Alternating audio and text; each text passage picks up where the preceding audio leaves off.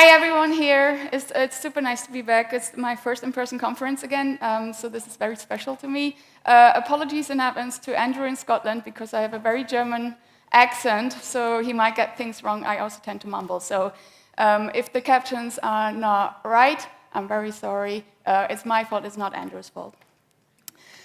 I'm going to talk about VF what the fuck. Just for all the German speakers, I don't mean Verkehrsfund what the fuck, even though that would probably be fun as well. I'm actually going to talk about variable fonts. I'm a typeface designer. I live in London. I grew up in Germany. I actually did my diploma back in the days in Krefeld, so right around the corner, which is like really, really nice to be back in the area. But then I went on to study typeface design, my master's in Reading, and then I got stuck in the UK since. They closed the borders back to the EU. Now I can't even get out of there anymore. But yeah, no, it's all right there. Variable fonts. So this is a topic that you probably know about, especially if you're following this conference a little bit. There were other speakers that probably already talked about this. It's been around for 5 years now. It was introduced in September 2016 as concept, and since then took really off really quickly within the type design world, and then a little bit less quickly with the web developers. So I thought I'd take the opportunity and go back and look at where we are with this now. I'm going to start from the very beginning, so nobody here is lost. So I'm going to talk a little bit about what variable fonts are to begin with. If you design your website and you have like this lovely recipe website, for example, you probably want to use different kinds of fonts. If you're using fonts that are not already on your system, aka system fonts, they will have to be loaded onto the user's machine whenever they go to the website, actually only just for the first time, then they're cached. There are two. Sometimes it just takes a little while until these fonts are loaded. You all know this. There are two ways, again, to bridge this time. One of them is called the flash of invisible text, and everyone knows that it kind of shows other elements on the website already, and then suddenly the text pops up once the fonts are actually loaded onto the user's machine. The other one is called the flash of unstyled text, which you also probably know. It's like this thing where Arial pops up most of the times, and then it kind of gets substituted once the fonts are loaded. If you're anything like me, or 53% of mobile users, you don't even wait that long. If there are a lot of things loaded onto the website and it's not appearing immediately, I walk away. I don't even think that I wait 3 seconds at all. And apparently a lot of other users don't do that either. So what can we do in order to do this? Like, people have their needs. On the very bottom of this pyramid, you can see that obviously if the website doesn't load, people walk away. But once the website loads, the most important thing for them is that they can easily find what they are looking for. And then obviously there are other needs as well that are a little bit lower on the priority list. So what do we think about variable fonts? How can they help us retaining our users on the websites? There are a few different ideas to variable fonts. One of them is the functionality side, which I'm going to tackle first by going back to how we usually serve fonts. So if I go back to my recipe website and I want to use 3 fonts, like from the same family, there's a hairline font, a regular, and a black weight. Usually I would, without variable fonts, have 3 static font files that I would have to make available somehow to the user, and they would have to download it, not with the click of a button, but in the background, onto their devices. So if I look inside these fonts, the biggest amount of data inside the fonts is actually descriptions of the outlines of the letters. So here you can see on the left-hand side is what is needed in order to describe the outline of a lowercase n in the hairline weight. So you can see it's kind of like coordinates. There are x and y coordinates in there, and then there are descriptions about the curve that are attached to these coordinates. And this is what describes one letter in one weight. If I look at the regular weight, it kind of like repeats itself. You have different coordinates, but kind of like the system behind it is the same. And same for my black weight, lowercase n. So if I look at them like right next to each other, you can start seeing a pattern. And if I pull up the outlines again, it's even more obvious. So you can see, like, we always have nodes on like the top left that are connected to something that is right next to them on the right-hand side. It's a straight line in between. Then we have the same number of like nodes, the blue points, in all three weights. Somehow this can be linked together, and this is what variable fonts basically do. They, instead of like using 3 different files in order to describe outlines that are already related to each other, what they do is kind of like link those together.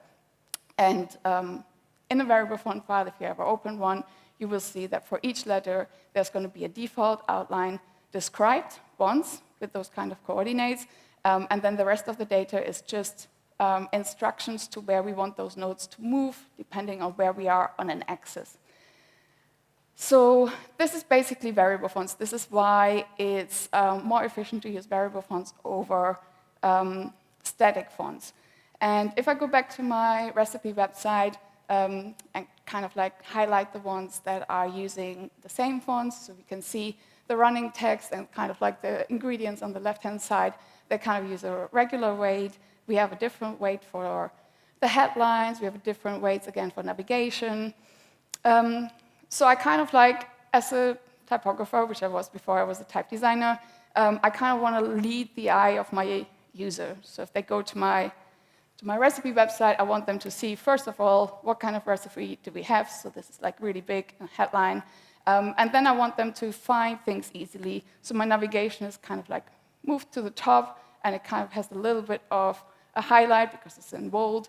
And then I want them to find things easily, like ingredients, and then also like how do they cook these kind of recipes. And a little bit lower on the hierarchy list are like related guides, so they kind of like go on the right-hand side because everyone is starting to read from top left to bottom right usually. But you know, what I'm doing with typography is really lead the eye of the user. And I do that by using these all kinds of like different weights. And obviously, if I didn't use a variable font for this one, but instead static fonts, all of these would accumulate a lot of data that you actually don't really want the user to download because it will delay the website, and it will probably, might walk away, especially if they're on a bad network.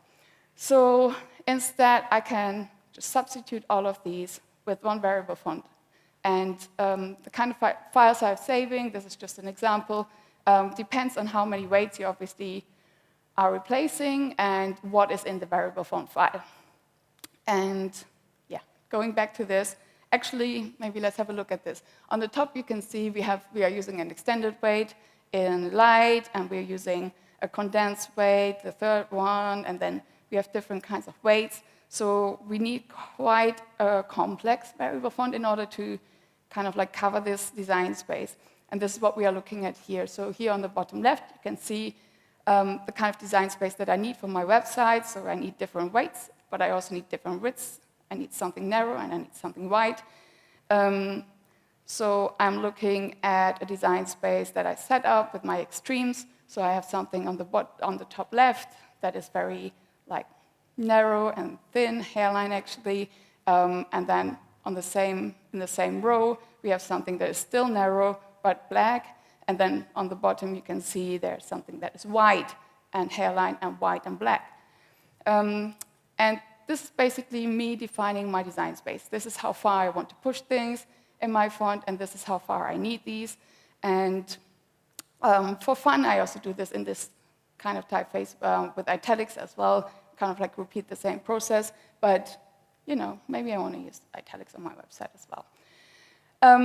So usually we would look at outputting things from this design space as static font files. So we have things like a light, narrow, and then a hairline and light, and a regular and medium, you know, the typical font weights. But the beauty with variable fonts is that you can actually get everything in between as well. So I actually got into type design because I was like always unhappy with what I had. I think this is this is just like me described in 3 words. But I was never happy with the weights that I got. I always wanted like something a little bit heavier than regular or a little bit lighter than medium. I kind of like never set right. I didn't like, you know, I found a font that I wanted to use in my project, but then I didn't like the dots on the I or kind of like the height of the S-centers and D-centers. So I got into type design because I wanted to kind of like get into the space where I can just like manipulate things easily for my projects. And with variable fonts to an extent, this is actually possible. So if I don't want the regular and I don't want the medium, I kind of want something in between. Now with variable fonts, this is kind of like really easily accessible. I'm not kind of restricted anymore to what the type designer makes available. So I guess if variable fonts had been there 15 years ago, I would have never gotten into type design. While we were talking about axis, which is like the bottom right here, so we have in this typeface a weight axis, a width axis, and an italic axis. I thought I explained quickly what kind of axis exists in the variable font world. So the variable font specification was written by people who oversee the OpenType specification. So that was hosted mostly by Microsoft, but Apple, Adobe, and Google also input. And then they invited some independent foundries. So I was on the board as well to just like input a little bit on what do the users actually want. And we defined 5 axes that are available by default in the specification. So everything that is in the specification is also going to be supported by people who support variable fonts. So the axes that we decided are going to be important, typographically important to people and are often used, are obviously the weight axis, because I think this is probably the most used one. So we have everything from hairline to black and everything in between. So this is one axis that is in the specification. The next one is the width axis. So again, this is something that we just saw is something narrow and something wide.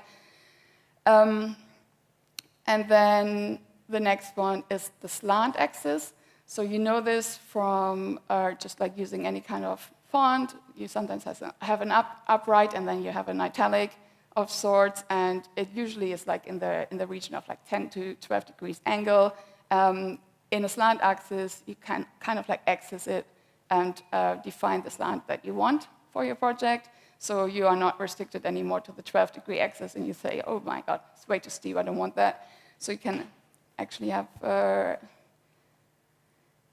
input there as well. And then there's an italic axis, which looks exactly like the slant axis, but it's not. So this is kind of like typographers not want to give control over everything away. If they want a very defined angle for the italic and they don't want people to mess around with that, they can make a binary, which would be the italic axis. So they have like an upright and an italic. For this kind of typeface, it probably doesn't make that much sense because it's actually not a true italic, it's just a slant. But for this kind of typeface, it would make a lot more sense because you can see that there are actually variations within the letters. Like the A, for example, changes from a double-story A into a single-story A. It's much more cursive. The I and the R and the L, they changed the bottom serif, for example. So if you imagine like both of those sitting on like 2 ends of an axis, and you wanted to just like slide your slider along, the intermediate instances that you would get would be completely mangled up, so you don't actually want users to have those. That's why the italic axis is binary. And then the last one that is specified is the optical size axis. So this looks like fun, but it's actually very, very important typographically and makes a lot of sense. So in an optical size axis, you kind of can control what the design looks like within the family, depending on the size you are going to use the font in. So on the top, for example, we would have a really nice design. It has really intricate details. It has this hairline, horizontals, and really quite bold vertical parts in the letters. And you can use it in really large sizes. If you were to use this in smaller sizes, you can simulate that, but just like squinting at the screen right now, you will see that all of the hairline elements actually fall away. This is not suited at all for smaller sizes. So what the optical size axis does is kind of like compensate for these kind of things. So if you use a font in smaller sizes, you kind of want to beef up those hairline elements, for example. You want to make the letters a little bit wider. Sometimes you want to increase the X height as well, just to make everything a little bit more legible when you have it in like different environments. So within a family, you can kind of like make these adjustments, put them in an optical size axis, and then when people use it, and they can define like, okay, this is a caption, I kind of like need to have that extreme of this optical size axis, or this is a headline, I use it in large, and I want this like really nice thin elements in there, then they can choose that instance of the axis. And then everything that is not specified is a lot more fun than that. So you can have custom axes that you just define yourself.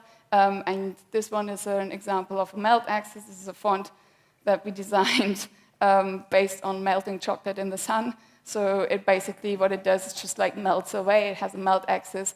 The thing with custom axes, as I said earlier on, is that you can't control exactly where it is supported or not. If you have like an app, for example, that you design yourself, you have control over everything in the background. This is fine to use. This is good fun. But don't kind of like count on browser support of these kind of things by default. While I was talking about integration, maybe it's good to have a look at where we can use variable fonts. So this is a bit of a hit and miss with applications. Design applications are kind of okay with this. Adobe was like, as they were on the board, so they knew this was coming. So they were really quick implementing it in Photoshop.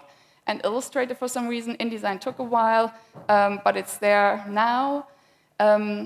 It still doesn't work natively in After Effects, even though that would be the one application where you want to have variable fonts in there, but it's not there yet. There are some like hacks around, and just some plugins that you can use in order to make it work, but it's not natively supported yet. I always tell people for the last 2.5 years now that it's about to come to Figma, because that's what they told me, but it's still not there. So I'm just going to tell you the same. I think it's about to come there. In Sketch, it's supported already, but yeah, it's kind of like a hit and miss. It's never ever going to work in Office. I don't believe so. They still are, grappling with kerning, trying to make that work. So I think this is on the very bottom of their priority list at the moment. Browser support is much, much better, apart obviously from Internet Explorer, who just like couldn't care less. But all of the others are supporting variable fonts for some years now. So it's not even just on the latest versions, but it's been supported for a while now. So if you want to use variable fonts on the web, it's relatively safe to do so. Obviously, if you're concerned about like people not updating their browsers regularly and looking at your website from older browsers, just have a fallback strategy with the static instances. You get them anywhere if you buy any kind of like variable font that you want to use. But yeah, that's very good use, especially since I started the talk with the whole advantage of variable fonts on the web. So go use them. The way you do it is kind of like link the fonts relatively easily. Just give it a URL and link the fonts, define the font family, link the header tag, and then you can see here, you can apply the font variation settings. It's relatively easy as well. In this instance, this is a font with these two axes, weight and width. So the abbreviations are there, and then the numbers next to it are kind of like the instance on the axis. The range of axes kind of depends on what the font developer makes available to you. For the weight, it's often 100 to 900, which 100 would be the hairline and 900 would be a black. So you can, go for the usual ones, like 400 is usually regular, 700 is usually a bold. So you can just, do it as you usually do with your font weight settings. But as I said, like everything else is accessible to you as well. So, you know, you don't like the regular, you don't like the 400, go for 422. I kind of like wanted to delete this slide. I wasn't sure if I wanted to talk about the costs of variable fonts, but I get a question a lot where people ask me, oh, so it's like much, much easier to design fonts now for you. And it really, really isn't. And you still have to pay us for fonts. Basically, as an industry, we haven't really decided on how to price variable fonts yet. There are two arguments. One of them is like, oh, it's just one font file, so I should just pay for one font. And the other one is just like, yeah, but you get access to a whole family of fonts, so you should pay for the whole family of fonts. And neither of this is fair. Paying for just one font file is not fair to the type designer because we still put in all of this work, the same amount as we would for a whole family. But it wouldn't be fair on the user either if we charge for the whole family, because like how many people are realistically going to use the whole family? So yeah, just looking back at like a usual static font illustration, static font, maybe it helps a little bit of like putting an insight into how we're designing these kind of things. It's really by defining our extremes as we did earlier on, where it's just like, okay, I need everything from hairline to black, everything from narrow to wide, and this is how it works as well. For fonts we are designing specifically for people who asked us to do those, I think most of us would go by effort. So as a designer, I would just like trying to estimate like how much do I need to put into this, and how many weights do I actually have to design. So in this instance, for example, we have a relatively small design space. I think it's just like regular to bold, which interpolates really well. So I kind of like just need to draw all of the letters in the regular weight and all of the letters in the bold weight, and then everything in between is probably relatively good to use, and I don't have to touch it up.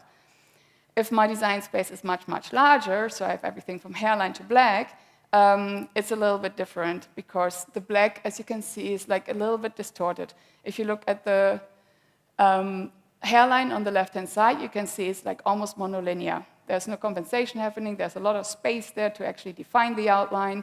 As a type designer, I need to work a lot more on the black weight, where I don't actually have that much space for the strokes. So you can see the connection between the stem, which is the vertical part on the left-hand side of the letter, and the shoulder, which is coming out of there. And in the black, you can see there's a lot of tapering happening, which is obviously not happening in the hairline weight.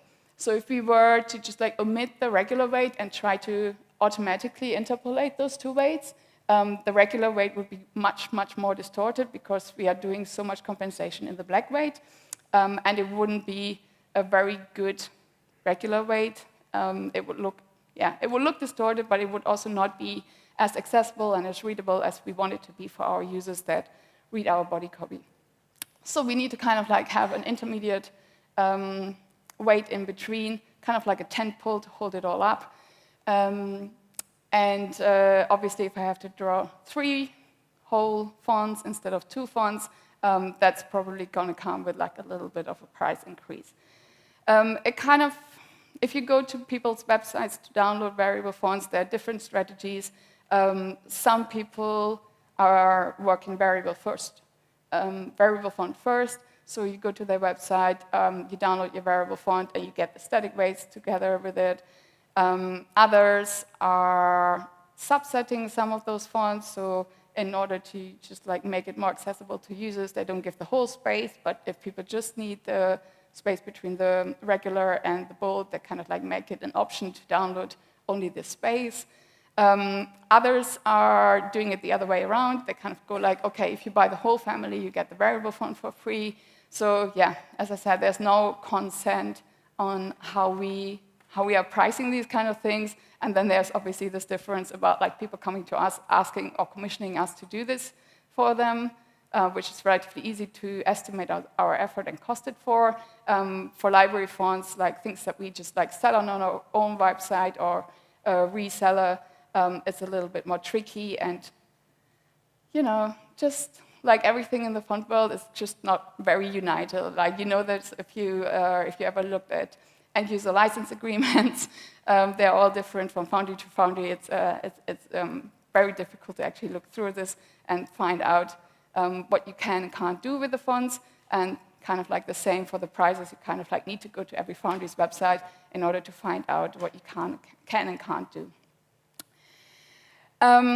Yeah, it kind of like increases, obviously, if you add more variables to this. So in this case, if you add another axis, like here, the width axis, you would have to draw more instances of the font in order to just like hold up all of these tent poles.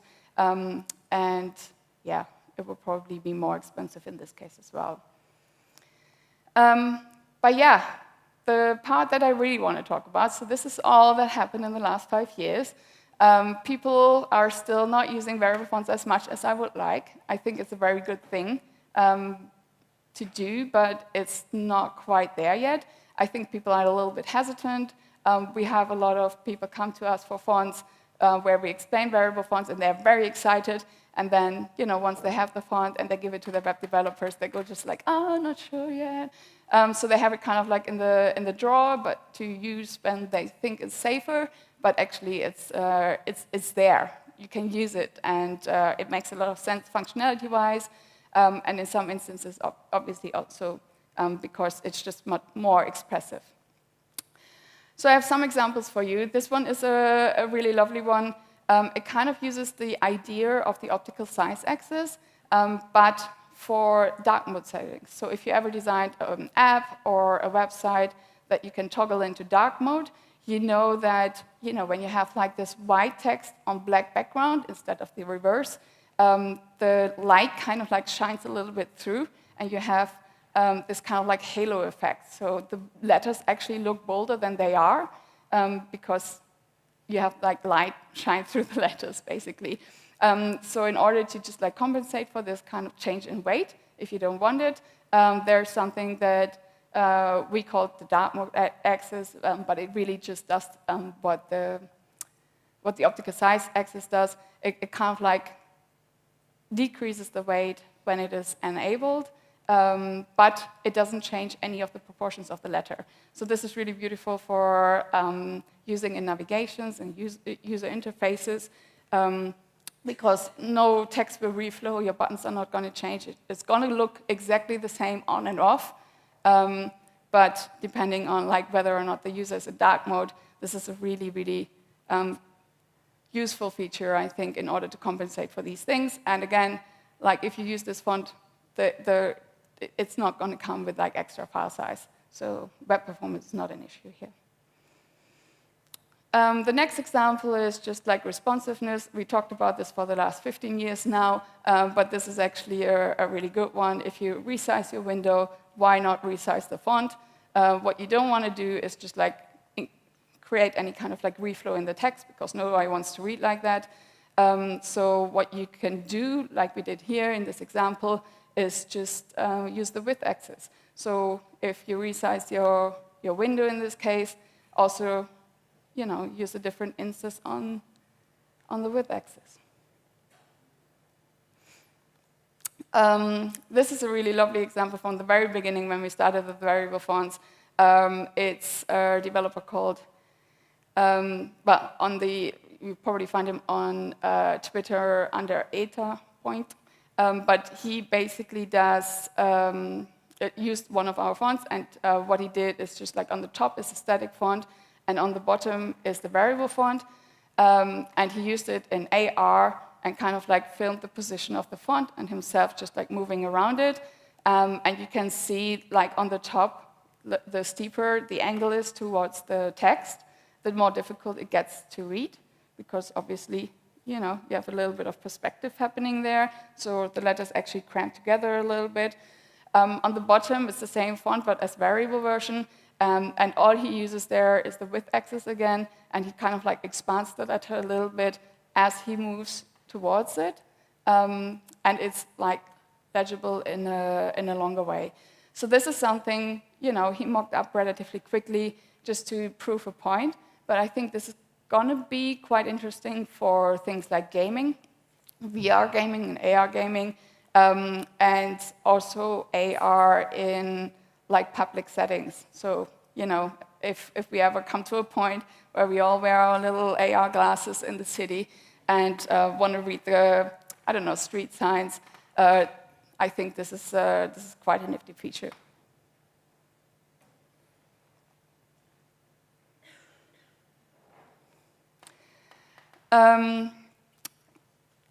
This is a website that uses a variable font and kind of like makes the best, most logical use of it functionality-wise. So they are not screaming for attention. They're using it in a very understated way, but basically they're using a lot of different weights for the navigation, for the headlines, for like subheaders, and just to pull out some information, even captions you have in there. They kind of like do exactly what I said earlier. They kind of like lead the eye of the reader. And if you look at how they are doing this, it's basically one font file that is in there, and then they chose one instance on the weight axis and one instance on the width axis that they like. For example, this is I think, the running text, and that is all. So if you go there, all fonts on this page are just one system font and this one font with the 3-axis, weight, width, and italic. So why I'm showing this is because a lot of people, I think, initially thought that variable fonts is just something for like graphic designers who like flashy things and moving images. And really, I think the intention and the best use of variable fonts is in this way, just like using the functionality of it, just serving one font instead of just multiple, but getting all of these kind of typographic niceties with it, like being able to use more weights than we previously could. I mean, we always could use like a lot of weights, but people wouldn't go to our website because it would load slowly. So now we can just like have different weights, different width, italic versions in there, and it doesn't come at the cost of web performance. Yeah, I think I said everything I wanted to say about this one. And then I'm going to end up with some more flashy bits as well. So this is the typeface that I showed earlier with the melt axis, and I've just brought it back because this is something I've seen like very few examples of, but every time they do come, this is really good fun. Sometimes you link your variable font to live data. So for example, imagine having data about the weather in Düsseldorf, and you kind of go like, okay, depending on how hot it is here, I kind of want a different instance of my variable font on my digital billboard somewhere. Or, I don't know, other weather data. Maybe it's raining a lot. I come from London, so this is happening a lot. I would love it if there were billboards around that just like pick this up and try to like brighten up my day a little bit. Other data could be noise. So for example, I heard the first speaker, I think everyone was very excited to come back to this conference, and the first speaker was just like really welcomed with a lot of applause. Like imagine being able to just like capture the sound, link it to the variable font, and the more applause you get, the bigger the font gets. You could link it to voting data. I mean, you just voted in Germany, so you know, like, what if, you know, as the ratings come in, what if different font sizes would, or weights, would indicate who's winning and who's losing at the moment? I think this could be quite interesting in an interactive way, but also it's kind of fun to look at as well. And yeah, more fun. So if you're into like flashy things, there are so many variable fonts out there. There's a website called variablefonts.com, I think. Oh, I'll look this up. I'm going to send it to like one of those social media things. But basically, it kind of like lists all of the variable fonts, or most of the variable fonts that are out there. And type designers have been really, really busy over the last 5 years. You can imagine we have been designing fonts in the same way since Gutenberg, really. At one point, it moved digital, but we did it exactly the same way, and we kind of like output the same way as well. So when we had the opportunity to just like make things like animate a little bit and kind of like explore the boundaries of variable fonts, everyone got really creative. So you should have a look at like what's out there and how you can use it. It's a lot of fun. And then lastly, I know I'm like 10 minutes early finishing up my talk, but I'm also happy to take some questions afterwards. If you're into this, if you really like my talk, if you were interested in the variable fonts, especially the flashy bits, then you should go and see Ulrike's talk tomorrow. She's going to talk about variable fonts and color fonts and all kinds of like fun things that you can do with fonts. So you should go and tune in there. And that's me done. Thank you.